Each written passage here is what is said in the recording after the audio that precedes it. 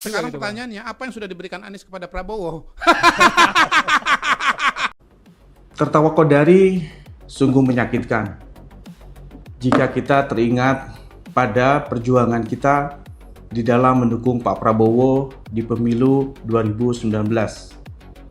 Banyak sekali pihak yang telah berkorban waktu, tenaga, pikiran, bahkan uang untuk berjuang bersama Pak Prabowo. Tidak sedikit dari pendukung ini yang bahkan harus ditahan oleh aparat, harus mendapatkan luka karena bentrok dengan aparat, dan bahkan hingga meregang nyawa. Tapi apa yang selanjutnya terjadi? Pak Prabowo meninggalkan kami.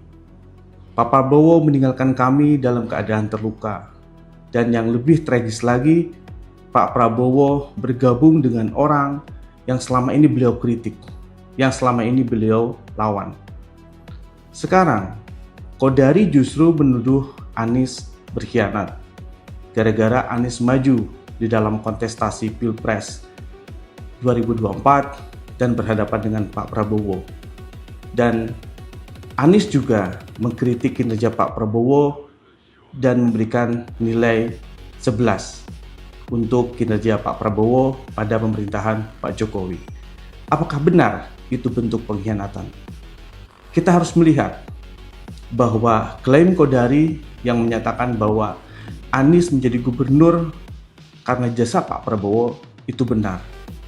Tapi tidak sepenuhnya benar.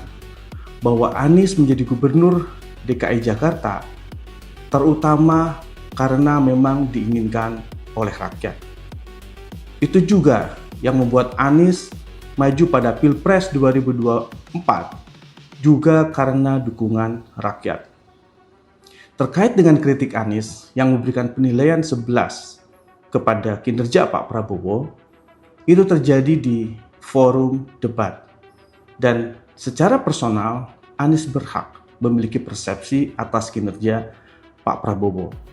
Bukan untuk menjatuhkan Pak Prabowo, bukan untuk melupakan kebaikan Pak Prabowo, tetapi Anies ingin bersungguh-sungguh di dalam kontestasi itu membawa amanat rakyat untuk menjelaskan kepada rakyat apa isi pikirannya.